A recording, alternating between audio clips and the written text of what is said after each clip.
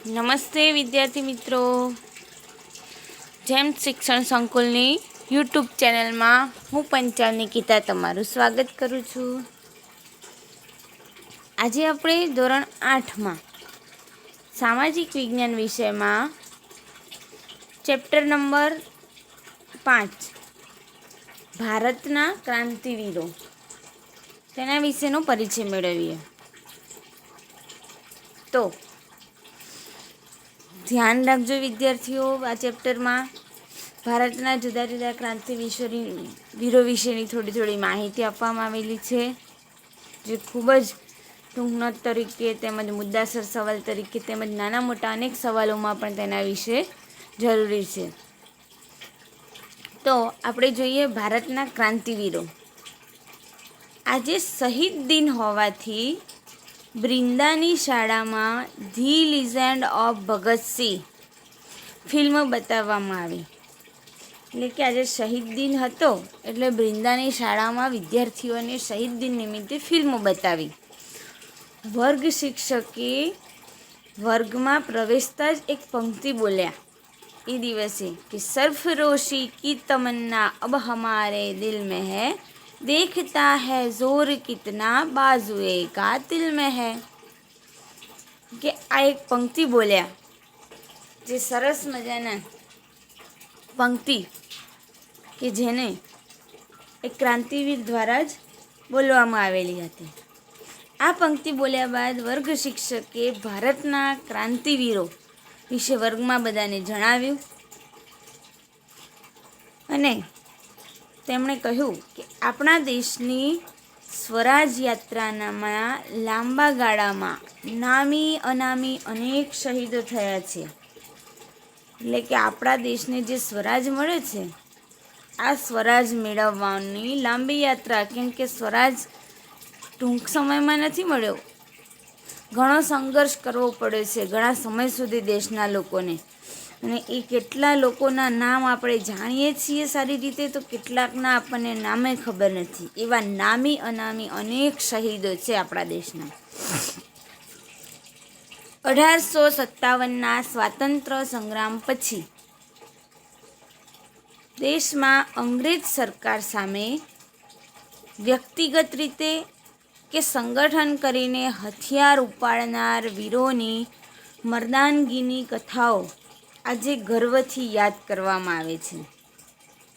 એટલે કે 1857નો સ્વાતંત્ર્ય સંગ્રામ થયો, એ સ્વાતંત્ર્ય સંગ્રામ પછી અંગ્રેજ સરકારની સામે કોઈ વ્યક્તિએ એકલો ઊભા થઈને લડ્યા હશે, તો કોઈ વ્યક્તિ સંગઠનમાં જોડાઈને પણ લડ્યા હશે, કોઈ ઘણાએ હથિયાર પણ ઉપાડ્યા હશે. આવા વીર મહાન પુરુષો કે જેમની મર્દાનગીની કથાઓ છે, જે આજે આપણે બધા ગર્વથી યાદ કરીએ છીએ કે આટલા મહાન કાર્યો તેમણે કર્યા હતા, એમ આપણે તેમને ખૂબ જ વખાણીએ છીએ. જે યુવકોએ વીરતાપૂર્વક હથિયાર ઉપાડ્યા તેઓ આપણા દેશના ઇતિહાસમાં ક્રાંતિકારીઓ તરીકે જાણીતા છે. કે જે યુવાનોએ ખૂબ જ વીરતાપૂર્વક હથિયારો ઉપાડ્યા હતા, એ યુવાનો આપણા દેશના ક્રાંતિકારીઓ તરીકે આજે જાણીતા છે. તેમની પ્રવૃત્તિ એ ક્રાંતિકારી પ્રવૃત્તિ ગણાય છે. એટલે આવા યુવાનોની પ્રવૃત્તિને ક્રાંતિકારી પ્રવૃત્તિ કહીએ છીએ. આ ક્રાંતિકારી પ્રવૃત્તિમાં શિક્ષિત લોકો પણ છે, અશિક્ષિત પણ છે, રાજવંશીઓ તેમજ સામાન્ય નાગરિકોએ પણ ભાગ લીધો હતો. એટલે કે દેશની આ ક્રાંતિકારી પ્રવૃત્તિમાં શિક્ષિત, અશિક્ષિત, રાજવંશી, સામાન્ય જનતાએ અનેક લોકોએ ભાગ લીધો હતો. ભારતના બધા ભાગોમાં ઓછા વધતા પ્રમાણમાં, એટલે કે આખા દેશના બધી જગ્યાએ ઓછા વધતા પ્રમાણમાં ક્રાંતિકારી પ્રવૃત્તિ શરૂ થઈ. ક્યાંક વહેલી શરૂ થઈ તો ક્યાંક થોડી મોડી થઈ, પણ આખા ભારતમાં ક્રાંતિકારી પ્રવૃત્તિ ચાલી રહી હતી. મહારાષ્ટ્રમાં આ ક્રાંતિકારી પ્રવૃત્તિના પ્રણેતા અને આ ક્રાંતિકારી પ્રવૃત્તિઓના પ્રથમ શહીદ વાસુદેવ બળવંત ફડકે હતા. એટલે કે મહારાષ્ટ્રની ક્રાંતિકારી પ્રવૃત્તિના પ્રણેતા અને સૌપ્રથમ શહીદ આ ક્રાંતિકારી પ્રવૃત્તિના કોણ હતું? યાદ રાખજો, પ્રથમ શહીદ વાસુદેવ બળવંત ફડકે હતા.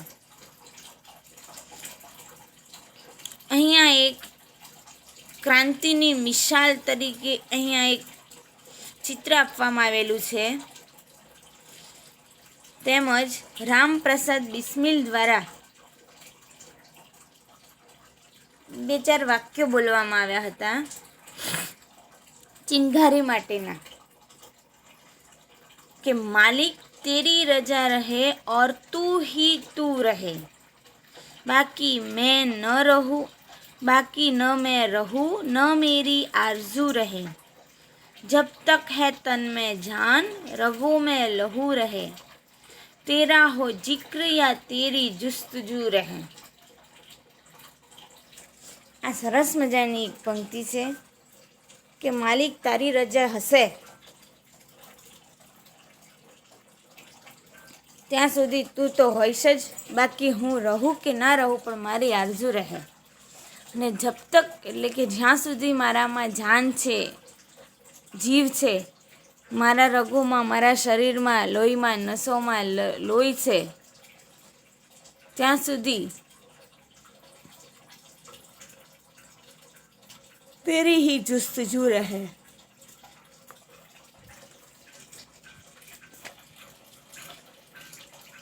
અહીં સૌપ્રથમ ક્રાંતિકારી પ્રણેતા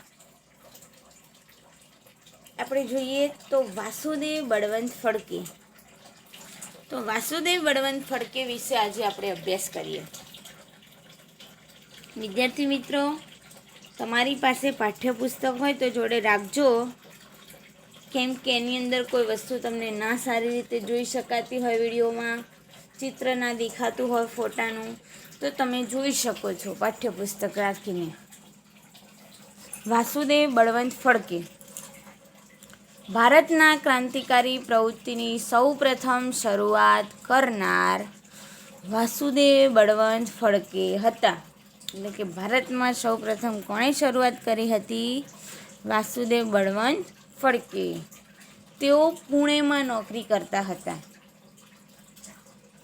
અંગ્રેજ સરકારના અન્યાયી ત્રાસથી કંટાળીને વાસુદેવ ફડકે નોકરી છોડી દીધી. એટલે કે અંગ્રેજ સરકારનો જે ત્રાસ હતો, અન્યાય હતો, કેમ કે હિન્દીઓમાં અને અંગ્રેજોમાં વિરોધાભાસી વર્તન હતું સારા ખોટાની રીતે, તો કે એમનાથી કંટાળીને નોકરી છોડી દીધી.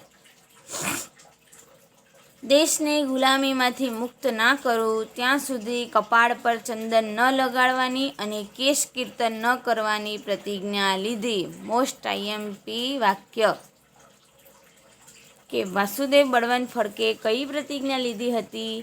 શી પ્રતિજ્ઞા લીધી હતી? તો શું આવશે કે દેશને જ્યાં સુધી ગુલામીમાંથી મુક્ત ન કરું, એમણે એવું નક્કી કર્યું કે જ્યાં સુધી હું મારા ગુલામ દેશને આ ગુલામીમાંથી મુક્ત નહીં કરું ત્યાં સુધી મારા કપાળ પર ચંદન ન લગાડવાની, એટલે મારા કપાળે હું ચંદનનો તિલક નહીં કરું, અને કેશ કર્તન ન કરવાની, કે મારા વાળ હું નહીં કપાવું, કેશ કર્તન ન કરવાની. એટલે કે તેમને ચંદન અને કેશ કર્તન ન કરવાની પ્રતિજ્ઞા લીધી હતી. યાદ રાખજો ખાસ. વાસુદેવ ફડકે અંગ્રેજ સરકાર સામે દેશવ્યાપી સશસ્ત્ર સંગઠનની ગુપ્ત યોજના બનાવી હતી. એટલે કે આખા દેશ તરફથી તેમણે સશસ્ત્ર સંગઠનની એક ગુપ્ત ખાનગી યોજના બનાવી હતી. અંગ્રેજ સરકારે વાસુદેવ બળવંત ફડકેના માથા માટે ₹4000નું ઇનામ જાહેર કર્યું. જુઓ, આજની પરિસ્થિતિ તમે જુઓ તો ₹4000 એટલે તમને સામાન્ય લાગે, જોકે આજે પણ 4000ની તો કિંમત છે જ, છતાં પણ આજના 4000 એટલે આઝાદી પહેલાંના વર્ષો દરમિયાન એ 4000 એટલે 4 લાખ ઉપર એની કિંમત થતી, 40 લાખ બરાબર જાણે કે. એટલે કે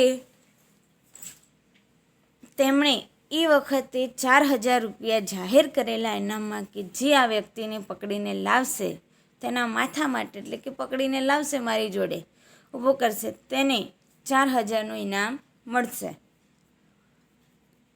વાસુદેવ ફડકે અંગ્રેજ થાણા પર હુમલા કરવા, સરકારની તિજોરી લૂંટવી, બંદૂકો ચલાવવાની તાલીમ આપતા તે લોકોને અંગ્રેજ સરકારના જે થાણા હતા, જે કચેરીઓને બધા, એના પર હુમલા કેવી રીતે કરવા, સરકારની તિજોરી લૂંટવાની, બંદૂકો ચલાવવાની લોકોને તાલીમ આપતા. અંગ્રેજ સરકાર ફડકેની ક્રાંતિકારી પ્રવૃત્તિઓથી ચોંકી ઉઠી. અંગ્રેજ સરકારે જોયું તો આ વાસુદેવ બળવંત ફડકે જે પ્રવૃત્તિઓ કરી રહ્યા હતા તે જોઈને આમ નવાઈ લાગી કે આવું કરી રહ્યા છે તે. એટલે કોઈ પણ ભોગે એમણે ધરપકડ કરવાનો આદેશ આપ્યો. કોઈ પણ ભોગે આ વ્યક્તિની ધરપકડ કરીને પકડી લાવો. તો જોઈએ કે આટલું જાણો કે હૈદરાબાદ જિલ્લાના એક ગામમાંથી રાત્રે 3 વાગે નિંદ્રાવસ્થામાં વાસુદેવ ફડકેની ધરપકડ કરવામાં આવી. કે હૈદરાબાદ જિલ્લાનું એક ગામ હતું, તેમાં રાત્રે 3 વાગે એ ભર નિંદરમાં સૂતા હતા ત્યારે તેમની પકડીને ધરપકડ કરવામાં આવી હતી અને તેમને જેલમાં પૂર્યા. પરંતુ તે તો જેલની દિવાલ કૂદીને ભાગ્યા. 25 કિલોમીટરની દોડ પછી પકડાયા. જેલમાંથી ભાગ્યા પછી 25 કિલોમીટર સુધી આ વ્યક્તિ દોડ્યા અને 25 કિલોમીટર પછી અંગ્રેજ વ્યક્તિના હાથે પકડાયા. જેલમાં તેમના પર અત્યાચારો થતા હતા અને ફેબ્રુઆરી 1883માં એડન જેલમાં તેઓ અવસાન પામ્યા. ત્યારબાદ જેલમાં જ તેમનું 1883માં મૃત્યુ થયું. હવે બીજા એક એવા મહાન ક્રાંતિવીર વીર સાવરકર, તેમના વિશે આપણે અભ્યાસ કરીએ. તો બીજા ક્રાંતિકારી જેનું નામ છે વીર સાવરકર, પણ તેનું પૂરું નામ છે વિનાયક દામોદર સાવરકર. તો આ વિનાયક દામોદર સાવરકર જેનું ચિત્ર પણ અહીં આપેલું છે, જે આપણે જોઈ શકીએ છીએ તેમને, બરાબર ને. તો આ વિનાયક દામોદર સાવરકરનો જન્મ 28મી મે 1883ના રોજ મહારાષ્ટ્રના નાસિક જિલ્લાના ભગૂર નામના ગામમાં થયો હતો. એટલે કે 28મી મે 1883ના રોજ મહારાષ્ટ્રના નાસિક જિલ્લાના ભગૂર ગામમાં તેમનો જન્મ થયો હતો. નાનપણથી જ તેઓ ક્રાંતિકારી વિચારો ધરાવતા હતા. નાનપણથી જ તેમનામાં ક્રાંતિકારી વિચારો હતા. તેમણે મિત્ર મેલા નામની સંસ્થા સ્થાપી હતી. કોણે? તો વીર સાવરકરે. યાદ રાખજો, વીર સાવરકરે કઈ સંસ્થાની સ્થાપના કરી હતી? મિત્ર મેલા. અને આ જ સંસ્થા પાછળથી સમય જતાં અભિનવ ભારત નામથી જાણીતી થઈ. મિત્ર મેલા સંસ્થાનું નામ શું પડ્યું પછી? અભિનવ ભારત.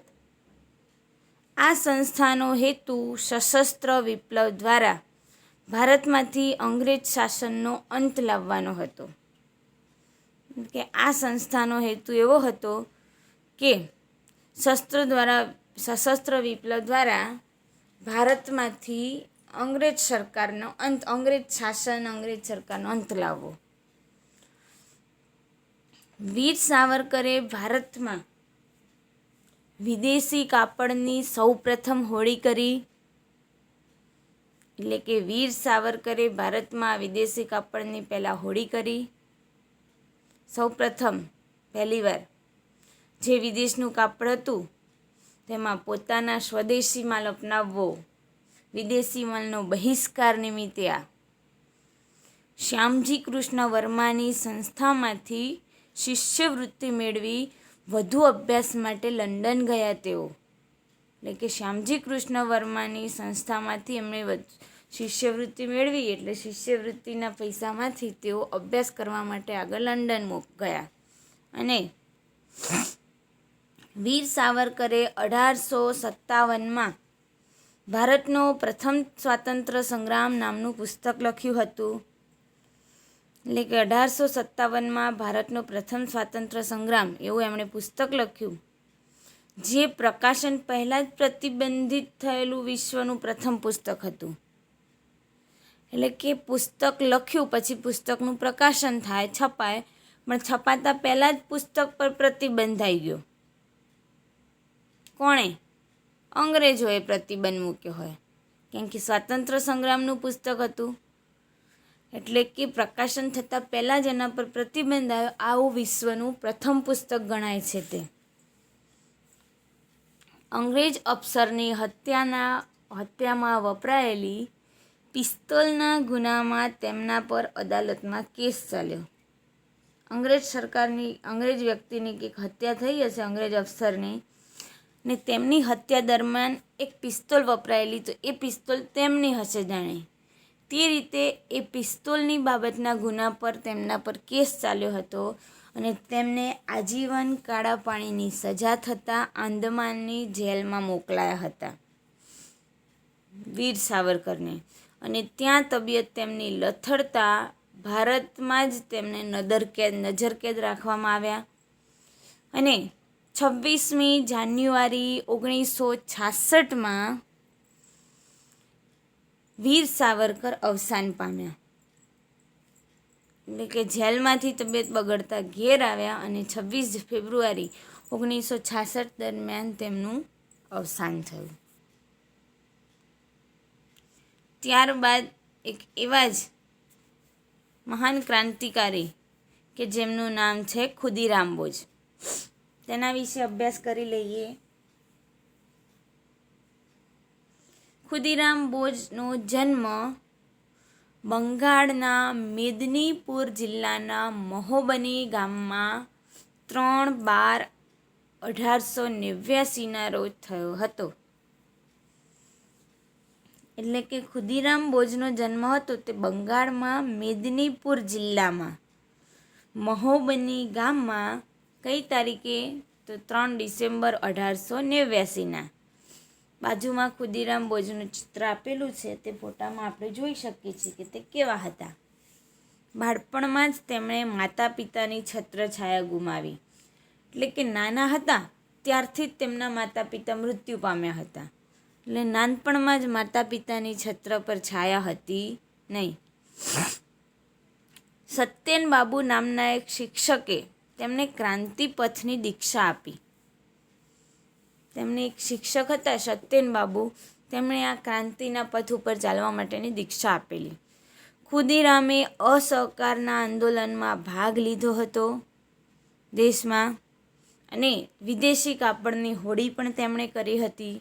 જુઓ, વિદેશી કાપડની હોડી વિશેનો આ બીજું વાક્ય આવ્યું. સૌ પ્રથમ વિદેશી કાપડની હોડી જે આપણે આગળ ભણ્યા, બરાબર. ત્યાર પછી ઘણા લોકો બીજા જોડાયા હતા એમાં. એટલે કે ખુદીરામે અસહકાર આંદોલનમાં ભાગ લઈ અને વિદેશી કાપડની હોડી કરી. ખુદીરામ ગંગાના પાણીમાં ડૂબકી મારતા અને મીઠું લઈને પસાર થતી હોડીઓને ઉથલાવી દેતા. કેમ કે મીઠું યાદ હોય તો ગાંધીજીએ દાંડી કૂચની યાત્રા કરી હતી. શા માટે? તો મીઠા ઉપર મીઠાના કાયદા માટેનો અન્યાયી કાયદો હતો. એ મીઠા પર વેરો લગાવેલો, કર લગાવેલો. હવે ગુજરાતમાં આટલું બધું દરિયા કિનારો, આટલું બધું મીઠું પકવાતું હોય ને આ મીઠા ઉપર વેરા, કર લાગેલા. આ અન્યાયી કર કાયદાને ભંગ કરવા માટે ગાંધીજીએ દાંડીકૂચ કરેલી. આ જ રીતે આ મીઠાના અન્યાયી કાયદાનો ભંગ કરવા માટે મીઠું ભરીને જે હોડીઓ પસાર થતી હોય તે હોડીઓને ગંગાના પાણીમાં ડૂબકી મારી અને હોડીઓને દરિયામાં જ તેઓ ડૂબાડી દેતા, ઊંધી કરી દેતા, ઉથલાવી દેતા, અને મીઠું તો પાણીમાં ઓગળી જવાનું. આ રીતે અન્યાયી કાયદાઓનો ભંગ કરતા. ત્યારબાદ 30 એપ્રિલ 1908ના દિવસે ન્યાયાધીશ કિંગ્સફોર્ડને ખતમ કરવા માટે ખુદીરામ તથા પ્રફુલ્લ ચાકીએ ન્યાયાધીશની ઘોડાગાડી પર બોમ્બ ફેંક્યો. 30મી એપ્રિલ 1908ના દિવસે ન્યાયાધીશ હતા એક જજ કિંગ ફોર્ડ્સ તેમને મારવા માટે ખુદીરામ અને પ્રફુલ્લ ચાકી આ બે વ્યક્તિઓએ ન્યાયાધીશની ઘોડાગાડી ઉપર બોમ્બ ફેંક્યો.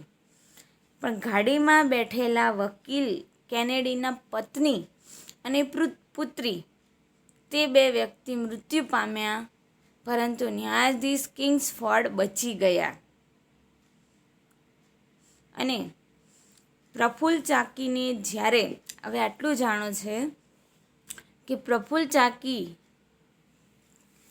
તેને જ્યારે પોલીસે ઘેરી લીધો ત્યારે તેણે રિવોલ્વરથી આત્મહત્યા કરી લીધી હતી અને ખુદીરામને ફાંસી આપવામાં આવી હતી.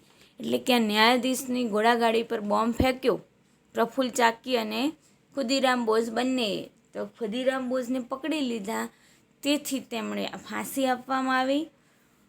અને પ્રફુલ્લ ચાકી જાણે પોલીસે ઘેરી લીધા એટલે એ પકડી જાય એવી પરિસ્થિતિમાં હતા, એટલે એમણે જાતે જ પોતાના બંદૂકથી, રિવોલ્વરથી ગોળી મારીને આત્મહત્યા કરી લીધી, પણ પોલીસના હાથે પકડાયા નહીં. તો વિદ્યાર્થી મિત્રો, આજે આપણે આટલે સુધી રાખીએ છીએ. આ ત્રણેય ક્રાંતિવીરો આજે આપણે જે જોયા તે વીર સાવરકર, ખુદીરામ બોઝ, આ બધા આજના ચલાવેલા ટોપિકના ક્રાંતિવીરો વિશેની તમારે ટૂંકી માહિતી મુદ્દાસર તેમના નામ હેડિંગ મારી અને નીચે નોટબુકમાં લખવાની, અને આ ત્રણેય ક્રાંતિવીરો વિશેની માહિતી તમારે મોઢે કરી દેવાની. આ તમારું હોમવર્ક રહેશે. Thank you.